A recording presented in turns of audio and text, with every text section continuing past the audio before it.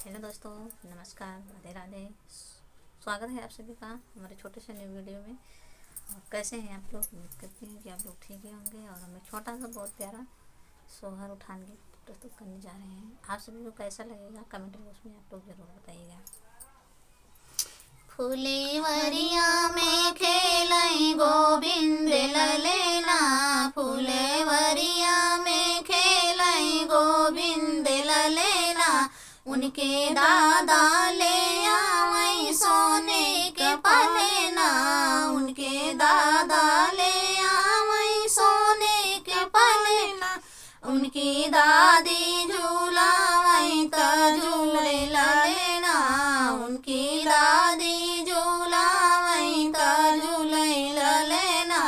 फुलवरिया में खेलई गोविंद ललेना, फुलवरिया में खेलई गोविंद ललेना।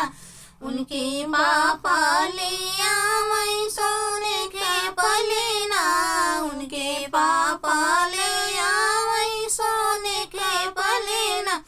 उनके मम्मी झूलावई त झूलई ललेना, उनके मम्मी झूलावई त झूलई ललेना। फुलवरिया में खेलई गोविंद ललेना, फुलवरिया में खेलई गोविंद ललेना।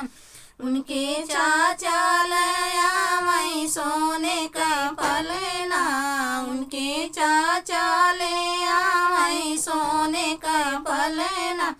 उनकी चाची झूलावई त झूलई ललेना, उनकी चाची झूलावई त झूलई ललेना।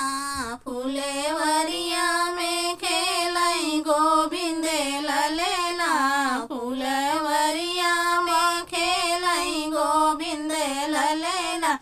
उनकर बुआ ले आवई सोने के पलेना, उनकर बुआ ले आवई सोने के पलेना। उनकर बुआ झूलावई त झूलई ललेना।